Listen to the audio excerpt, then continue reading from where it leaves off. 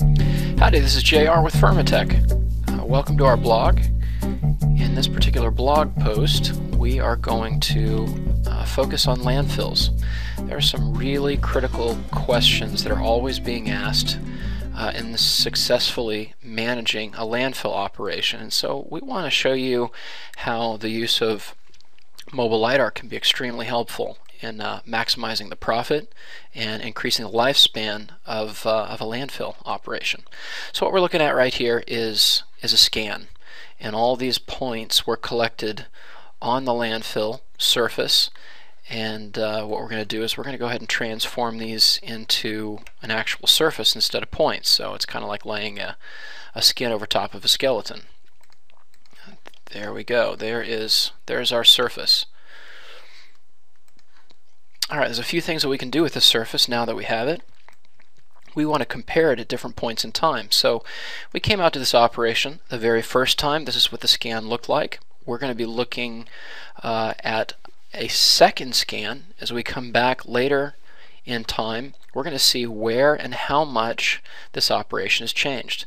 Now you may notice right here that it looks like this area was actually prepared to have some material dumped into it. Let me go ahead and exaggerate the scale here. So you can see very clearly that what they're going to do is they're going to fill this area with fill, trash. They're going to compact it and they're going to cover it over with dirt, just like they've done in all of this area back here. So let's fast forward in time, and we'll show you what it looked like when we came back and scanned again. This is the update. So if you measure the amount of material that's come into the operation, and then you measure the volume difference right here, you can actually very easily calculate your compaction. What's the density of this now? Alright, so it's just a little view from the inside, and so we actually have a volume calculation here. The fill that was added is 193,675 cubic yards, and that was in a period of about 3 months. So there we are addressing the compaction issue. Alright, so let's move forward a little bit. We can go ahead and throw some contours on there. See that? Alright, let's get rid of those. Now, another issue is airspace. How much time do I have left in this operation? How well am I managing it? How well am I compacting it?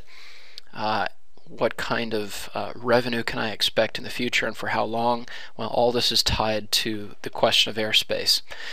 Before this landfill came into operation, they had to have a design for what it was going to eventually look like, and then landfills build to that particular design. So I want to show you.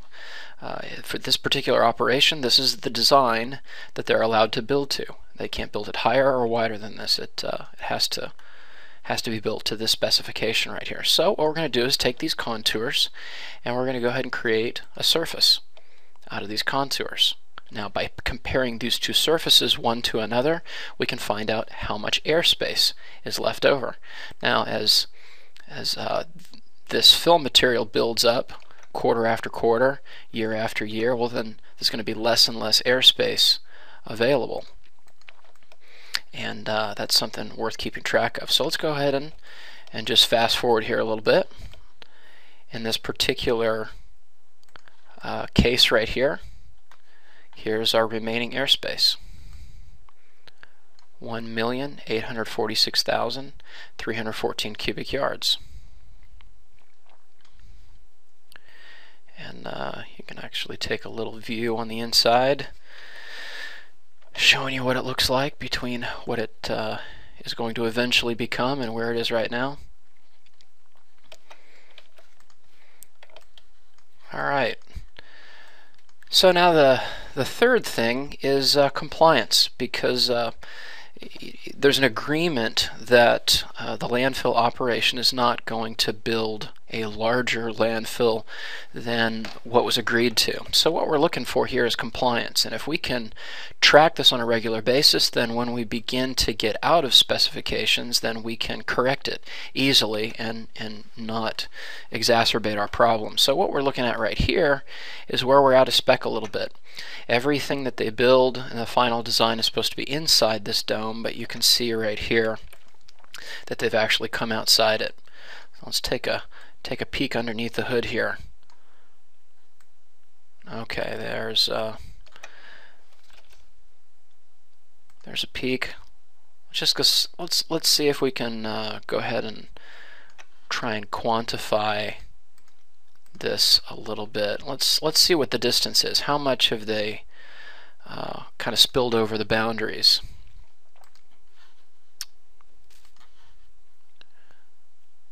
Let's snap to the cap, and then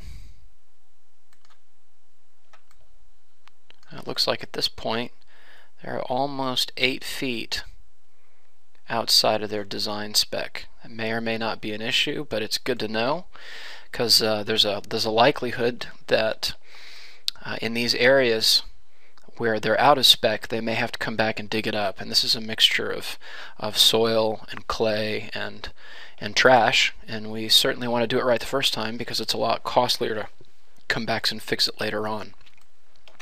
Well, hopefully this has been helpful in showing you a little bit of the capabilities of mobile LIDAR. So until you come back, we want to thank you for visiting our blog, and you can email in questions for us to answer. And if you're interested in any of our services, please give us a call or send an email inquiry. So thanks for visiting our blog. Hope to see you again here soon. Bye.